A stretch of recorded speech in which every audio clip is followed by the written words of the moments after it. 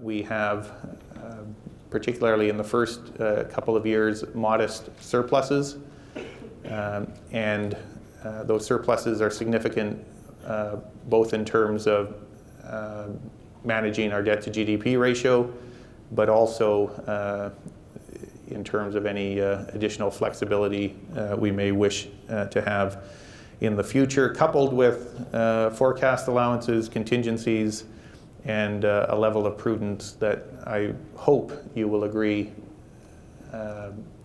is reasonable. The biggest part of this new initiative relates to a BC early childhood tax benefit.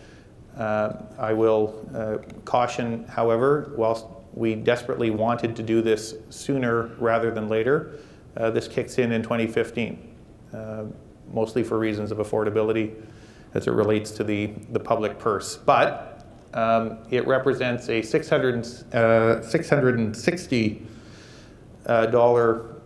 refundable tax credit. And you see what the chart looks like for a family with 2 children under the age of 6, and how at $30,000, a very, very modest income by today's standards, coupled with the other federal programs available, it adds up to just under $10,000 in terms of additional assistance for families. Secondly, we are anxious to do more for families as it relates to early learning and improving childcare access.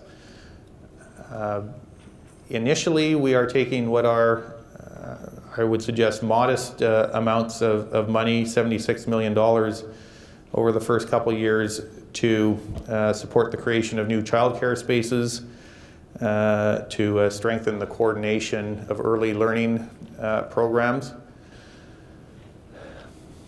The fact that we have diversified our trade is one of the reasons we continue to enjoy growth at times when we might, at a time when otherwise we might not have. And to have taken trade dependency from the U.S., with the U.S. down from 70% to 45%, and China now, or not China, Asia being in the neighborhood of 40%, is really a dramatic story. And if so, for those that are tremendously offended by an additional $2 per carton cigarette tax, they've got the option of getting those free products and trying to kick the habit. Most people want to.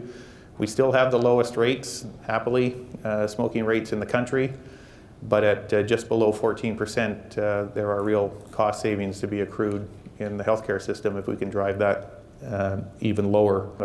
In 2007, the government began saving. It began setting aside $1,000 for each child born in British Columbia, went into a fund. With admittedly very limited resources available, we are in this budget seeking to unleash the power of that savings in partnership with parents. When a child turns 6 years of age, and this is for children born after January the 1st of 2007. When that child turns 6 years of age, the government will send to their family directly into a registered education savings plan, $1,200, because sometimes there's this bias that these are funds just for use at universities. This is for post-secondary skills training, post-secondary education, vocational programs,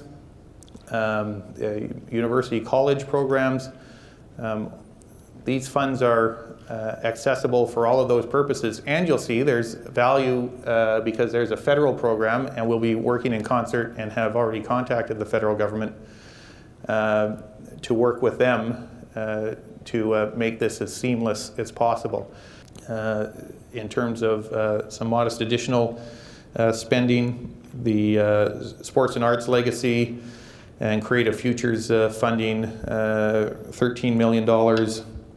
The Agricultural Land Commission will be receiving some additional monies in the neighborhood of $4 million to deal with some of the pressures they have in processing in a timely way applications.